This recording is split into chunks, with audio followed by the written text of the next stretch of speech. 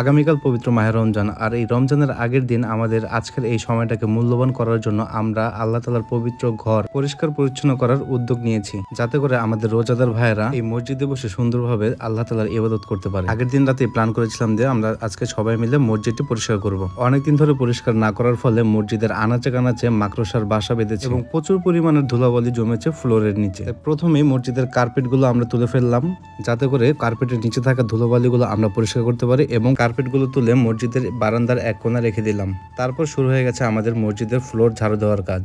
কথায় আছে মসজিদের ময়লা পরিষ্কার করলে নাকি দিলের ময়লা পরিষ্কার হয়ে যায়, আর এই আমাদের কাজে সব থেকে বেশি আমাদেরকে হেল্প করেছে আমাদের মসজিদের মুয়াজ্জিন রুহুল আঙ্কেল। মূলত তিনি এবং আমাদের মসজিদের আরেকজন মুয়াজ্জিন আবু বকর সিদ্দিক আঙ্কেল, তারা দুজন মিলে আমাদের এই তারা মসজিদটি সবসময় পরিষ্কার পরিচ্ছন্ন করে রাখে। আর আজকে সবচেয়ে সৌভাগ্যের বিষয়টি হচ্ছে আল্লাহ তাআলা তার নিজের ঘর পরিষ্কার করার জন্য আমাদেরকে কবুল করেছেন। কেউ বালতি ভরে পানি নিয়ে আসছে, আবার কেউ জানালার গ্রিল গুলো পরিষ্কার করছে, কেউ বা আবার ঝাড়ু দিয়ে দেয়ালের ময়লা পরিষ্কার করছে, কেউ কেউ জানালার উপরে উঠে মাকড়সার জাল পরিষ্কার করছে। এমনি সময় কাজে কেউ সিরিয়াস না থাকলেও আজকে মসজিদ পরিষ্কার কাজে সবাই দেখি একদম সিরিয়াস। আর এই কাজগুলোর ফলে মসজিদে অনেক ধুলোবালি উঠছিল, যার কারণে আমাদের কাজ করতে একটু সমস্যা হচ্ছিল। তাই শান্ত সবার জন্য মাস্ক কিনে নিয়ে আসলো। মাস্ক পরার পর আমরা আবার পুনরায় কাজ শুরু করলাম।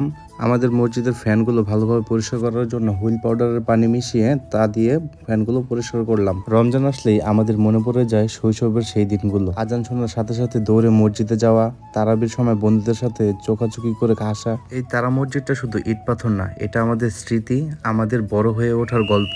এই মসজিদের বারান্দায় দাঁড়িয়ে আমরা কত স্বপ্ন দেখেছি, এখানেই প্রথম রোজা রেখে ইফতারের অপেক্ষা করেছি, এখানেই তারাবির নামাজে দাঁড়িয়ে কাঁধে কাঁধ মিলিয়েছি। সময় বদলেছে, আমরা বড় হয়েছি, কিন্তু এই মসজিদটা একই রকম ভালোবাসা নিয়ে দাঁড়িয়ে আছে। মসজিদের পাশে রয়েছে কবরস্থান। এই কবরস্থানেই শায়িত আছে আমাদের প্রিয় মানুষগুলো, যার মধ্যে একজন রয়েছে আমাদের বন্ধু বিল্লাল। সে যদি বেঁচে থাকতো হয়তো আজকে আমাদের সাথেও সে মসজিদটি পরিষ্কার করতো। আমরা তার জন্য দোয়া করি, আল্লাহ আপনি বিল্লালকে জান্নাতবাসী করুন এবং আমাদের এই ভালো কাজের একটা অংশ তার আমলনামায় যোগ করে দিন। যাই হোক, আমরা আমাদের মূল কাজের কথা ফিরে আসি। মসজিদের আশেপাশে অনেক আগাছা হয়েছে, যেগুলো অশ্রু খুব সুন্দরভাবে পরিষ্কার করতেছিল। আমাদের মসজিদ প্রায় ঝাড়ু দেওয়া শেষ, এখন বাইরে ঝাড়ু দেওয়ার পালা।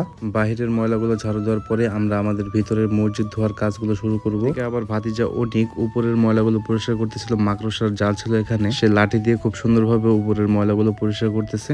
আমাদের কাজ করতে দেখে রাস্তার পাশ দিয়ে হেঁটে যাওয়া ফেরদৌস ভাই আমাদেরকে একটি 1 লিটারের মজু কিনে দিয়ে গেল। সে আমাদের কাজের খুব প্রশংসা করতেছে, বলতেছিল যে তোরা মাঝে মাঝে এমন সব উদ্যোগ নিস যা খুবই প্রশংসনীয় এবং আমার খুবই ভালো লাগে তোদের কাজগুলো। আমি দোয়া করি তোরা সবসময় এই কাজের সাথে যুক্ত থাক এবং এগিয়ে যা, এবং এভাবেই তোরা সবসময় মানুষের পাশে থাকিস। পাশে থাকা আঙ্কেলও খুব খুশি হয়েছিল আমাদের এই কাজগুলো দেখে।